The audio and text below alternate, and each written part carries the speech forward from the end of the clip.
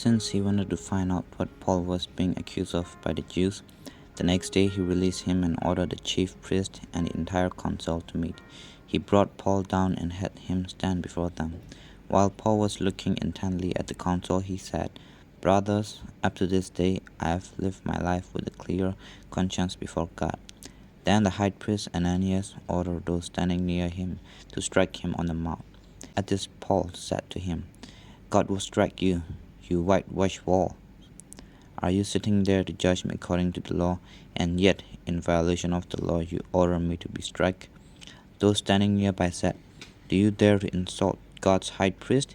And Paul said, "I did not realize, brothers, that he was high priest, for it is written, 'You shall not speak evil of a leader of your people.'"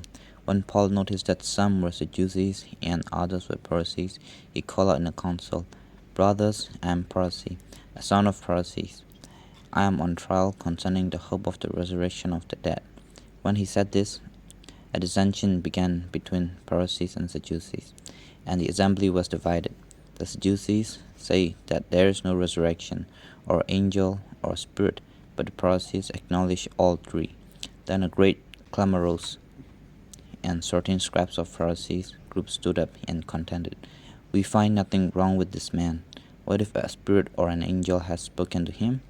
When the dissension became violent, the tribune, fearing that they would tear Paul to pieces, ordered the soldiers to go down, take him by force, and bring him into the barracks. That night the Lord stood near him and said, "Keep up your courage, for just as you have testified for me in Jerusalem, so you must bear witness also in Rome."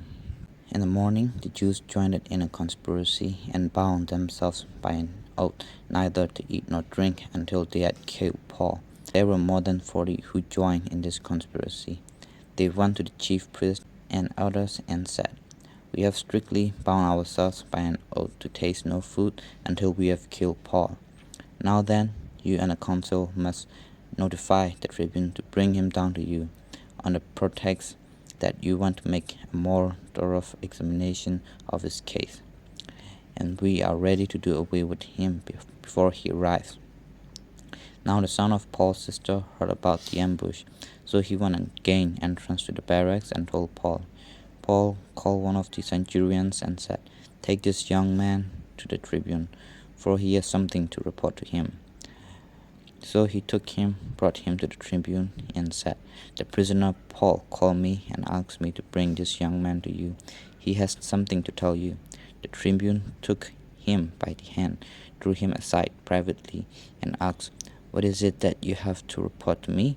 He answered, "The Jews have agreed to ask you to bring Paul down to the council tomorrow, as though they were going to inquire more thoroughly into his case.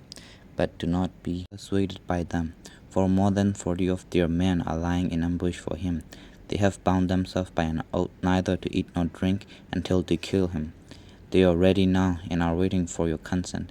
So tribune dismissed the young man, ordering him, "Tell no one that you have informed me of this." Then he summoned 2 of the centurions and said, "Get ready to leave by 9 o'clock tonight for Caesarea with 200 soldiers, 70 horsemen, and 200 spearmen. Also provide mounts for Paul to ride, and take him safely to Felix, the governor." He wrote a letter to this effect: "Claudius Lysias, to His Excellency the Governor Felix, greetings. This man was seized by the Jews and was about to be killed by them. But when I had learned that he was a Roman citizen, I came with the guard and rescued him. Since I wanted to know the church for which they accused him, I had him brought to the council. I found that he was accused concerning questions of their law, but was charged with nothing deserving death or imprisonment. When I was informed that there would be a plot against the man, I sent him to you at once, ordering his accusers also to state before you what they have against him."